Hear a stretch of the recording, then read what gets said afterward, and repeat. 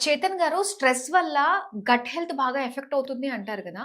అయితే ఇది కేవలం ఆడవాళ్ళకేనా? మగవాళ్ళకి కూడా అవుతుందంటారా ఈ ప్రాబ్లమ్? ఇప్పుడు మీరు ఆడవాళ్ళలో ఎక్కువైతదా? మగవాళ్ళలో ఎక్కువైతదా? అని అడిగిండ్రు గదా! హ్మ్.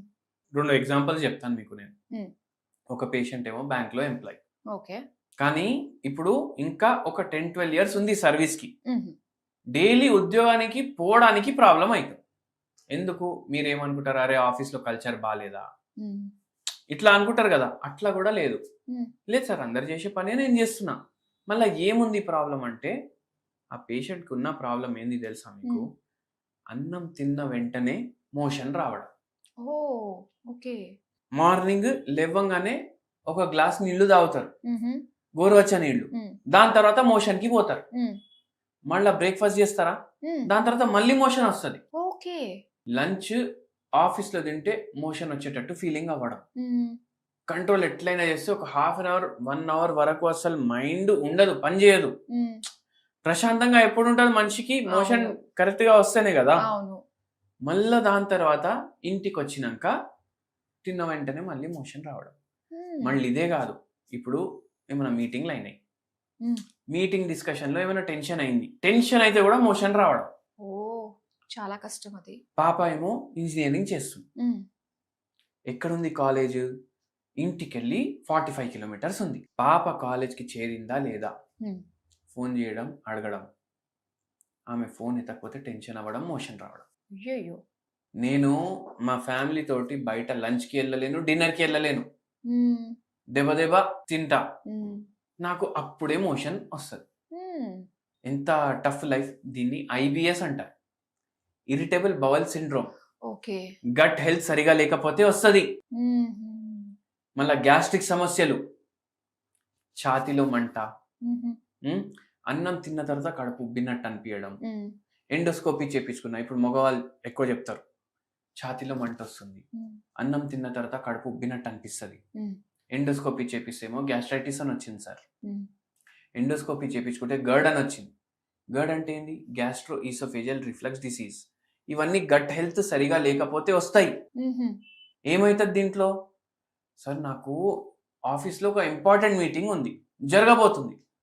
అది స్టార్ట్ అయితుంది. నాకు ఛాతీలో మంటొస్తుంది. హ్మ్. ఆ పేషెంట్ ఇంకో పేషెంట్ ఏమంటారు? ఏదైనా ఆర్గ్యుమెంట్ అయితుంది మా వైఫ్ తోటి గాని, పిల్లలతోటి గాని, నాకు ఛాతీలో మంట స్టార్ట్ అయితది. గుండె దడ అయితుంది. హ్మ్. దడ దడ దడ దడ కొట్టుకుంటుంది.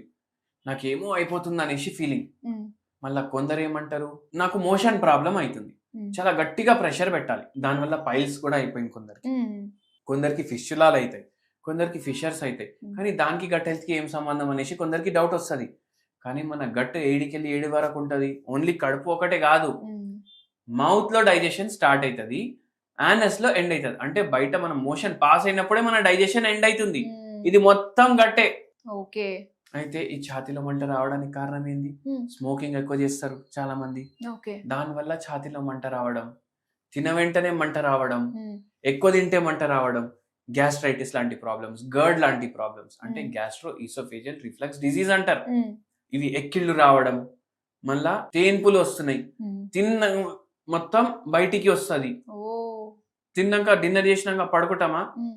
మళ్ళా వామిటింగ్ అయితది. ఓహ్! అయితే ఇవన్నీ gastro oesophageal reflux disease symptoms. హుహు. ఇవన్నిటికి శాశ్వత పరిష్కారం ఉంటది హోమియోపతిలో. హ్మ్. హైయాటస్ హెర్నియా అనేసి ఒకటి రోగం ఉంటది. హుహు. ఇది గూడా గట్ హెల్త్‌కి సంబంధించింది. గట్ హెల్త్ చక్కగా లేకపోతే గూడా హైయాటస్ హెర్నియా అయితది. అక్కడ ఏమైతది ఈ ఎక్కిళ్ళు, తేనుపులు, మళ్ళా వామిటింగ్‌లవ్వడం హ్మ్. ఇవన్నీ అయితాయి. ఛాతీలో మంట అవ్వడం, మోషన్‌కి ప్రాబ్లమ్ అవ్వడం. ఇది ఎప్పుడైతది తెలుసా మీకు? ఇప్పుడు బాటిల్ ఉంది. ఒకటి ప్లాస్టిక్ వాటర్ బాటిల్ హ్మ్. ఉంది. మీరు దాంట్లో నీళ్లు నింపిండ్రు. క్యాప్ పెట్టిర్రనుకోండి. హ్మ్. ఇప్పుడు ప్రెస్ చేసిండ్రు ఆ బాటిల్‌ని. హ్మ్. ప్లాస్టిక్ బాటిల్ ప్రెస్ చేస్తే ప్రెస్ అయితది గదా! ఆ! ఆ వాటర్ బయటికొస్తాయా? రావు. రావు. హ్మ్. ఎందుకు? మూత మీరు టైట్‌గా బంద్ చేసిండ్రు. హ్మ్. ఇప్పుడు ప్లాస్టిక్ బాటిల్ మీరు ఓపెన్ పెట్టిర్రు. ఫుల్ నిండి ఉంది నీళ్లు. హ్మ్. మీరు దాన్ని ప్రెస్ చేస్తే ఏమైతది? బయటకొస్తాయి. ఓవర్‌ఫ్లో అయితది. హ్మ్. ఎందుకు? మూత పెట్టలేదు. అవును. అట్లనే మన కడుపుకి గూడా ఒక మూత ఉంటది. ఓహోహో! ఆ మూతని డయాఫ్రామ్ అనేసి చెప్తారు. ఇది ఓకే. ఒక మసిల్. ఆహా! మనం తిన్న తర్వాత అది స్టమక్‌ని క్లోజ్ చేస్తది. ఓకే. క్లోజ్ అయిపోయింది గదా! హ్మ్. ఇప్పుడు ఎక్కిళ్ళు ఎక్కువ రావు. ఓహోహో! తేనుపులు రావు.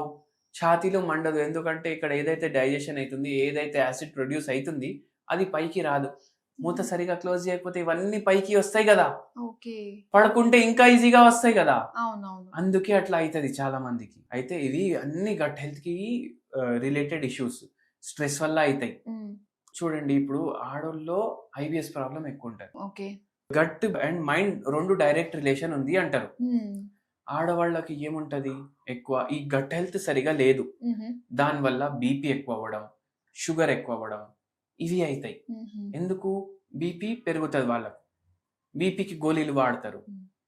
వాళ్ళకి ఏమైనా బాధలు ఉన్నాయంటే దాని గురించి ఎక్కువ ఆలోచిస్తారు ఆడవాళ్ళు. పని చేసేవాళ్ళు ఎవరైతే ఇంట్లో ఉంటారు కదా, ఆమె టైంకి రాలేదు అనుకోండి, అరగంట లేట్ అయింది అనుకోండి, ఏం చేస్తారు? ఆమె ఇంకా రాలేదు, ఆమెకు ఫోన్ చేస్తారు, ఆమె ఫోన్ కూడా ఎత్తట్లేదు. ఎందుకు రావట్లేదు ఆమె టైంకి? ఒక్కరోజు అంటే వదిలేస్తాం, రోజు ఇట్లనే చేస్తుంది కదా ఆమె. ఈ 3 పాయింట్లు వాళ్ళు ఆమె వచ్చినప్పుడు వరకు ఆలోచిస్తూనే ఉంటారు. అవునా కదా? అవునండి. అవి చెప్పుకుంటారు, దాంతో గట్ హెల్త్ డిస్టర్బ్ అవుతుంది. ఇప్పుడు ఇవన్నీ వీళ్ళు 10 మందికి చెప్తారు మళ్ళీ ఆడవాళ్ళు, కానీ మగవాళ్ళు ఏంది ఎవరికి చెప్పరు. ఇప్పుడు ఇదే కాదు, ఇప్పుడు ఆడవాళ్ళ ఇంట్లో కూడా ఏమైనా ప్రాబ్లం ఉంది అనుకోండి, 10 మందికి చెప్తారు కదా, అయినా అదే ఆలోచిస్తూనే ఉంటారు కదా. అవును. మగవాళ్ళు అట్లా చెయ్యరు. ఎందుకు? అరే చిన్నప్పుడే మగవాళ్ళకి నేర్పిస్తారు, అరే నువ్వు మగోనివి, నువ్వు ఏడవద్దు, నువ్వు నీ బాధలు చెప్పుకోవద్దు, ఇట్లా నేర్పిస్తారు కదా. మరి ఇంకా మొత్తం లైఫ్ ఏం చెప్పడు. ఆఫీస్లో ఏమైనా గొడవలు అయినాయి అంటే కూడా ఇంటికి వచ్చి చెప్పడు. అవునా కాదా? అవన్నీ మనసులోనే పెట్టుకుంటారు. దాంతో వాళ్ళ గట్ హెల్త్ డిస్టర్బ్ అవుతుంది. దాంతో వాళ్ళకు గ్యాస్ట్రైటిస్ వచ్చే ఛాన్స్ ఉంటుంది, గర్డ్ వచ్చే ఛాన్స్ ఉంటుంది, హయాటస్ హెర్నియా వచ్చే ఛాన్స్ ఉంటుంది. మళ్ళీ ఈ స్ట్రెస్ ప్రెషర్లు తక్కువ చేసుకోవడానికి వాళ్ళకి స్మోకింగ్ అలవాటు అయిపోతుంది, ఆల్కహాల్ అలవాటు అయిపోతుంది, నిద్ర చక్కగా ఉండదు. ఇవన్నిటితోటి వాళ్ళ గట్ హెల్త్ డిస్టర్బ్ అవుతుంది. సో గట్ హెల్త్ ని కూడా ఈ కంట్రోల్ చేసుకోవాలి, స్ట్రాంగ్ చేసుకోవాలి. స్ట్రెస్ నుంచి మాత్రం దూరంగా ఉంటేనే ఇదంతా పాసిబుల్ అవుతుంది. హోమ్ రెమెడీ ఏంది అంటే, మీ మనసులో ఉన్న బాధలు పంచుకోండి. పంచుకుంటే ఏమైతుంది? బాధలు తక్కువ అవుతాయి. పంచుకున్న తర్వాత మళ్ళా దాని గురించి రిపీటెడ్ గా ఆలోచించకండి. మగవాళ్ళు ఉన్నా సరే, ఆడవాళ్ళు ఉన్నా సరే. మళ్ళా దాని తర్వాత ఏంటంటే, రెగ్యులర్లీ మీరు ఏం చేయండి అంటే, ఫ్రెష్ ఫ్రూట్స్ అండ్ వెజిటేబుల్స్ ఉంటాయి, స్పెషల్లీ బీరకాయ, సొరకాయ, కుకుంబర్, ఇవి, దీంతో పాటు క్యారెట్ మీరు కట్ చేసుకోండి, చిన్న చిన్న పీసులు ముక్కలు చేసుకోండి. ఇది ఒక 1 లీటర్ స్టీల్ వాటర్ బాటిల్లో వేయండి, వాటర్ నింపేసేయండి, ఓవర్ నైట్ దాన్ని వదిలేసేయండి. దీంతో కొంచెం స్లైట్లీ ఆల్కలైన్ వాటర్ తయారైపోతుంది. ఇది నెక్స్ట్ డే మార్నింగ్ మీరు ఫిల్టర్ చేసుకుని తాగండి. అయితే దీంతో కొంచెం గట్ హెల్త్ ఇంప్రూవ్ చేయడానికి ఇది హెల్ప్ చేస్తుంది. మళ్ళీ మీకు గట్ రిలేటెడ్ ఇష్యూస్ ఉన్నాయి, కాన్స్టిపేషన్ ప్రాబ్లం ఉంది, పైల్స్ ప్రాబ్లం ఉంది, లేకపోతే ఇట్లా పాన్ గ్యాస్ట్రైటిస్, ఇట్లా ఛాతీలో మంట, ఇవన్నీ ఉన్నాయి అంటే, శాశ్వత పరిష్కారం ఉండాలి అంటే మీరు హోమియోపతి డాక్టర్ని కలవాలి. మేము మొత్తం కేసు తీసుకొని డీటెయిల్ గా దేనివల్ల వచ్చింది రూట్ కాజ్ వెతికేసి మీ ప్రకృతిని బట్టి ట్రీట్మెంట్ ఇస్తాం. కొద్దిగానే ఉందనుకోండి ప్రాబ్లం, ఎప్పుడో ఒకసారి అట్లా అనిపిస్తుంది అంటే, నక్స్ వామిక అనేసి ఒక హోమియోపతి మెడిసిన్ ఉంటుంది. నక్స్ వామిక 0/9 పొటెన్సీలో డైలీ ఒక పూట మీరు 5 గోళీలు తీసుకోండి. అది తీసుకోవడం వల్ల ఏమవుతుంది అంటే, మీ గట్ హెల్త్ ఇంప్రూవ్ చేయడానికి హెల్ప్ చేస్తుంది. ఎవరైనా తీసుకోవచ్చు, సైడ్ ఎఫెక్ట్ కూడా ఉండదు. Thank you so much Chetan garu. Thank you madam.